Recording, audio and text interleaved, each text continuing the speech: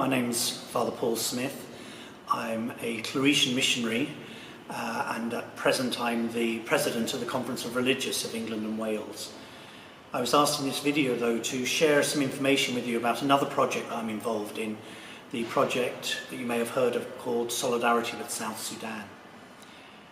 In 2005, with the signing of the peace agreement in Sudan, after years of civil war, mainly between the North and the South, the Conference of Bishops contacted the unions of General Superiors in Rome, asking for help from religious around the world to help build the structures that were needed to rebuild the nation.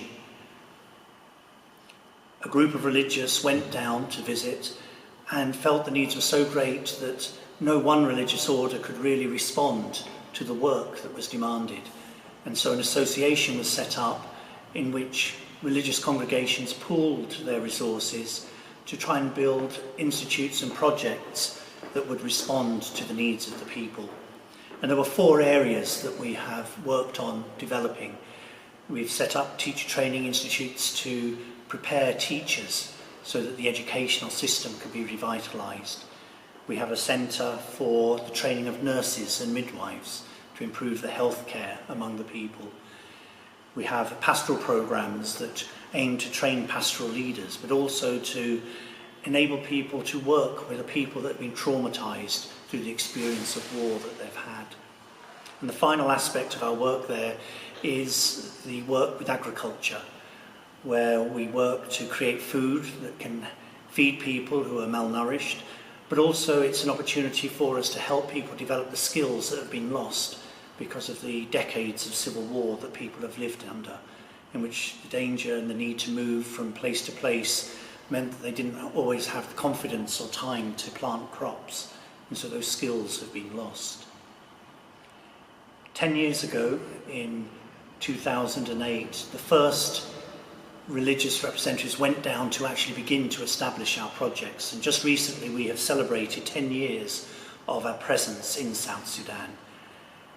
There have been 5 communities, 4 of which still exist, in which we have about 32 religious from about 19 different countries, 19 different religious congregations, men and women working together and living together, trying to respond to the needs that exist in this country. I'm pleased to say that despite the terrible situation that the people find themselves in, our work has been able to continue, and we see not just people coming out learning to be nurses or midwives or teachers or pastoral assistants. We also, because of the nature of our projects, which bring people together from the different tribes and the different states of South Sudan, we see people who have learned that it is possible to be together as one people.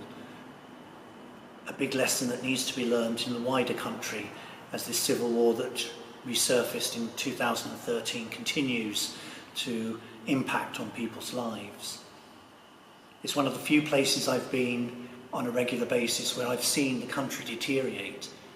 Roads that were passable and operated a few years ago now are no longer passable. The airport, the last few years when I've passed through, is just a set of tents that people pass through as they go to their planes.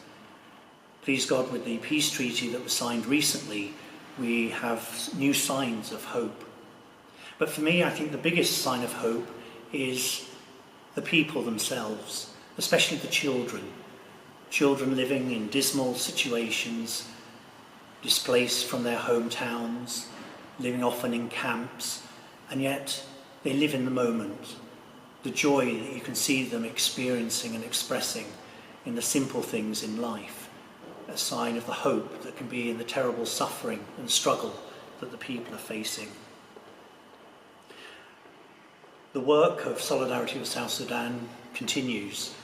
We're constantly on the lookout for religious who can come and join us and help with the work of training teachers, of training nurses and midwives. But that isn't our mission. Our mission is to build institutes that will last for generations to come. So we need people who have the administrative and leadership skills that can have a vision for the future to help these people gain the skills and the professionalism that they need to take control of their lives once again. For me, in my ministry, the project in South Sudan is very important, but really it's a sign to me of the work that we need to be doing as religious throughout the world. In England, I work in a parish on the edges of London, which is very multicultural, people from many different countries, and there the challenges can be similar to the building of a shared identity that the people face in South Sudan. We need to see that our differences can enrich us. We have to be builders of bridges that strengthen our communities, to take down the walls and the fears that can upset us.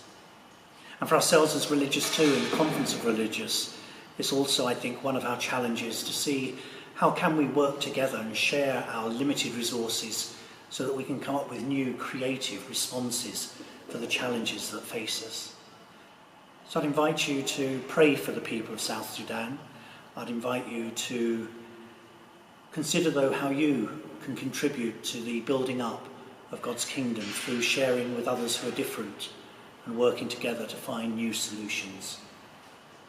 God bless you. Please pray for the people of South Sudan and pray for the Conference of Religious that we can continue to enable people to work together and respond to those who have the most needs in our society and in our world. Thank you.